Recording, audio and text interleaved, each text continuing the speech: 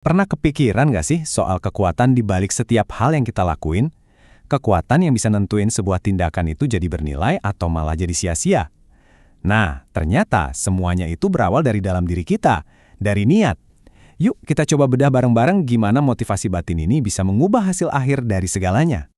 Coba deh bayangin ini, ada dua orang melakukan hal yang persis sama, tapi hasilnya beda banget. Yang satu dapat ganjaran luar biasa, sementara yang satunya lagi nggak dapat apa-apa. Loh, kok bisa gitu? Jawabannya ternyata ada di satu prinsip yang kelihatannya simple, tapi dampaknya dalam banget. Oke, kita mulai dari prinsip dasarnya ya. Dan ini dia, intinya. Sesungguhnya amal itu tergantung niatnya. Maksudnya gimana? Artinya, nilai dari sebuah perbuatan itu bukan cuma dari apa yang kelihatan dari luar, tapi dari alasan atau why yang tersembunyi di belakangnya. Dan itulah yang nentuin segalanya. Terus, prinsip sekuat ini asalnya dari mana sih? Yuk kita telusuri sumbernya. Jadi, prinsip ini datang dari sebuah hadis. Nah, buat yang mungkin belum familiar, hadis itu adalah catatan ucapan atau ajaran dari Nabi Muhammad. Dan hadis yang satu ini secara khusus tercatat dalam salah satu koleksi yang paling dihormati, yaitu Riyadh Al-Salihin. Dan ini bukan sembarang ucapan loh. Ucapan ini diriwayatkan langsung oleh Umar ibnu Al-Khattab, salah satu figur paling penting dan berpengaruh di masa-masa awal Islam. Ini nunjukin kalau pesan ini tuh udah dianggap krusial banget dari dulu. Nggak cuma itu, keaslian atau otentisitasnya itu disepakati oleh dua ahli hadis paling hebat dalam sejarah, Al-Bukhari dan Muslim. Kalau dalam studi Islam, kesepakatan mereka berdua itu udah kayak stempel validasi paling tinggi. Jadi ini benar-benar fundamental. Oke, jadi gimana sih prinsip ini kalau diterapkan di kehidupan nyata?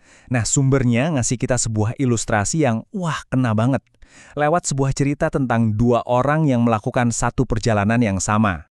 Ceritanya ini tentang hijrah, atau gampangnya migrasi, pindah dari satu tempat ke tempat lain. Tapi ini bukan cuma soal perjalanan fisik ya, anggap aja ini sebuah cerminan buat perjalanan batin kita masing-masing. Nah, disinilah bagian menariknya. Jadi, ada dua orang nih, yang sama-sama melakukan perjalanan hijrah. Orang pertama, niatnya lurus, murni untuk tujuan spiritual karena panggilan iman.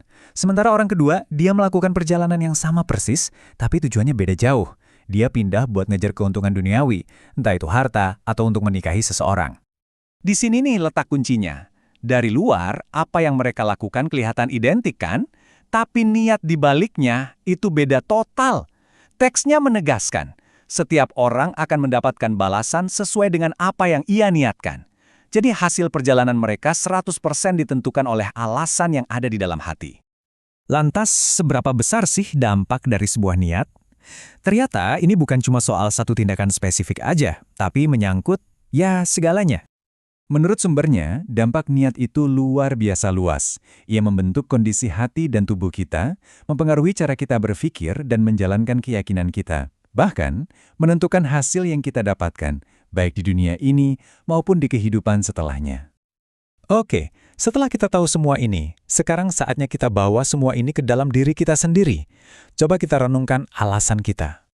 Jadi, kesimpulan utamanya sebenarnya simpel banget.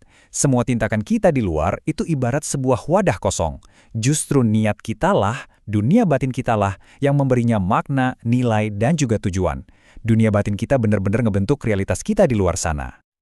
Sebagai penutup, saya mau ninggalin Anda dengan satu pertanyaan penting. Sebelum Anda melakukan apapun hari ini, entah itu bekerja, ngobrol sama teman, atau bahkan cuma istirahat, coba deh berhenti sebentar dan tanyakan pada diri sendiri, apa alasan aku melakukan ini? Karena seperti yang sudah kita bahas, jawaban dari pertanyaan itu bisa mengubah segalanya.